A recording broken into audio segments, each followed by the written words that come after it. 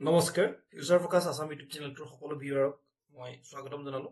আজি এটা কথা ডিসকাস কৰিবলৈ আহিছো। আপোনালোকে থাম্বনেইলত বা দেখিছে, আপোনালোকে গম পাইছে এডিআৰই 2.0 যেটো ৰিজাল্ট ডেট প্ৰায় যেটো টেন্টেটিভ ৰিজাল্ট ডেট সিএম সাই অলৰেডি ঘোষণা কৰিছে। অলৰেডি আমি ইয়াক লৈ এটা ভিডিও আপোনালোকৰ বাবে প্ৰস্তুত কৰিছিলো কিছুদিনৰ আগত, আৰু সেইটোত আমি সম্পূৰ্ণ ডাটা এনালাইজ কৰিছিলো কেনেধৰণৰ কেতিয়া ৰিজাল্ট সমূহ দিব আৰু ইয়াৰ কেনেধৰণে নতুন বা নেক্সট ষ্টেপটো হ'ব, ডকুমেণ্ট ভেৰিফিকেশ্যনে হওক বা কম্পিউটাৰ টেষ্ট বা ভাইভা সম্পূৰ্ণৰূপে আপোনালোকক বুজাইছিলো আৰু সেইমতেই কথাখিনি হৈ গৈ আছে। যিহেতু আমি অভিজ্ঞ, আপোনালোকক অলৰেডি আমি পৰীক্ষা দিছো, আমি গম পাওঁ কিমান সময় লাগে এনেকুৱা ধৰণৰ প্ৰচেছত।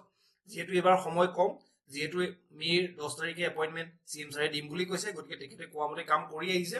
আৰু আমি যেনেধৰণে প্ৰিডিক্ট কৰিছিলো যে ফেব্ৰুৱাৰী লাষ্ট উইক আৰু বা মাৰ্চৰ ফাৰ্ষ্ট উইকত আপোনালোকৰ ৰিজাল্টসমূহ দিব। আজি তেখেতে নিজৰ ভাষ্যত ক'লে যে 7 তাৰিখৰ আগত আপোনালোকৰ ৰিজাল্টসমূহ দিব। আহকচোন প্ৰথমে ক্লিপটো চাই লওঁ।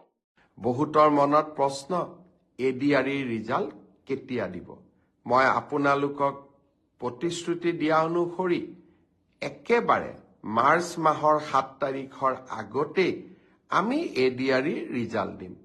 কিন্তু এডিআৰই ৰিজাল্টৰ কাৰণে আপোনালোকে উৎকণ্ঠিত হৈ থকাৰো কোনো কাৰণ নাই, কাৰণ প্ৰত্যেকখন বহি বা OMR চিট এনসাৰ কি এতিয়া আপোনালোকৰ হাততেই আছে।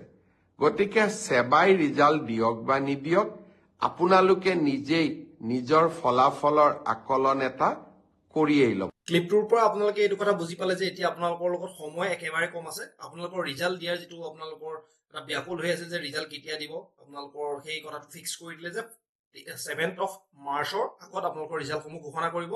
কিন্তু সময় আপোনালোকে, মই এতিয়াও কৈছো, বিশেষ নাপায়। আপোনালোকে 10 দিন 15 দিনত আপোনালোকৰ যেটো স্কিল টেষ্ট আছে, স্কিল টেষ্টৰ বাবে এডমিট আহি যাব। এডমিট চাগে ৰেডিয়ে হৈ আছে, গতিকে এডমিট ৰেডি হোৱাৰ লগে লগে আপোনালোক স্কিল টেষ্টৰ কাৰণে মাতি দিব। আপোনালোকে স্কিল টেষ্টত এপিয়াৰ হ'ব লাগিব, কিয়নো ইয়াৰ পাছত আকৌ ডকুমেণ্ট ভেৰিফিকেশ্যনো আছে। গতিকে খুব কম সময়ৰ ভিতৰতে, মাৰ্চ মাহৰ ভিতৰতে আপোনালোকৰ স্কিল টেষ্ট আৰু ভাইভা আপোনালোকৰ কমপ্লিট হ'ব বুলি মই আশা কৰোঁ। কিয়নো সময়ৰ কথা যদি আমি গোটেই ডাটাখিনি এনালাইজ কৰোঁ, যিহেতু এপ্ৰিলত ইলেকশ্যন আছে, যিহেতু আপোনালোকে এতিয়া সময় একেবাৰে নষ্ট নকৰিব। আপোনালোকে কমেণ্ট ছেকশ্যনত জনাব যে আপোনালোকক এতিয়া কেনেধৰণৰ ভিডিঅ' লাগে, ভাইভা আৰু স্কিল টেষ্টৰ ভিডিঅ'সমূহ লাগেনে। আৰু যিসকলে এতিয়ালৈকে থাৰ্ড গ্ৰেডত নিজৰ স্ক'ৰসমূহ ভালদৰে কৰিছিলে বা নিজেই কুৱেশ্যন বুকলেট বা এনচাৰ বুকলেট নিজৰ এনালাইজ কৰি পেলাই ভাল স্ক'ৰ পাম বুলি আশা ৰাখিছে, বা 4th গ্ৰেডতে হওক, নেক্সট ষ্টেপৰ কাৰণে কিন্তু আপোনালোকে আগবাঢ়িব হ'ল, কিয়নো সময় একেবাৰে কম আছে। আপোনালোকে যিসকলে কম্পিউটাৰৰ লগত একেবাৰে টাচেই নাছিল, এতিয়াৰ পৰা যদিও লাগে, এতিয়াৰ পৰা যদি আপোনালোকে লাগি থাকে সম্পূৰ্ণৰূপে পাৰিব। ঠিকে আছে, কিয়নো লাষ্ট ষ্টেজত আপোনালোকে নিজৰ ধৈৰ্য হেৰুৱাই দিলে নহ'ব। পৰীক্ষা দি গৈছে, যিসকলে ভাইভা দিয়া নাছিলে, ভাইভা আগতে দিয়া নাই বা ভাইভা গম পোৱা নাই, যিসকল ষ্টুডেণ্টে অলৰেডি ভাইভা দিছে তেখেতলোকৰ লগত কথাটো পাতক। আপোনালোকে তেখেতলোকক সোধক। যদি আপোনালোকক ভিডিঅ' লাগে, আমি ভিডিঅ' আনি আছো অতি সোনকালে। লগতে আমি স্কিল টেষ্টৰ সম্পূৰ্ণ কম্পিউটাৰ যিটো স্কিল বেছ টেষ্ট হয়, সেইটো বাবে সম্পূৰ্ণ এটা চিৰিজ লৈ আহিম। আপোনালোকে কমেণ্ট ছেকশ্যনত জনাব। আপোনালোকৰ কমেণ্ট যদি বেছি হয়, তেতিয়া আমি এই স্কিল টেষ্টটো অতি সোনকালে আপোনালোকৰ বাবে লৈ আহিম। এইটো যি আপোনালোকক সম্পূৰ্ণ প্ৰিপেৰেশ্যন কৰাম, সম্পূৰ্ণ ফ্ৰী থাকিব। ঠিকে আছে নে?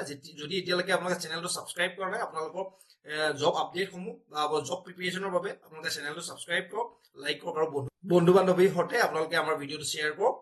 আপোনালোকৰ নেক্সট ষ্টেপৰ বাবে আমি আগুৱাই নিম। আপোনাৰ লগত মই আছো, আমি আছো, আমাৰ টীম আছে, আপোনালোকে কোনো চিন্তা কৰিব নালাগে।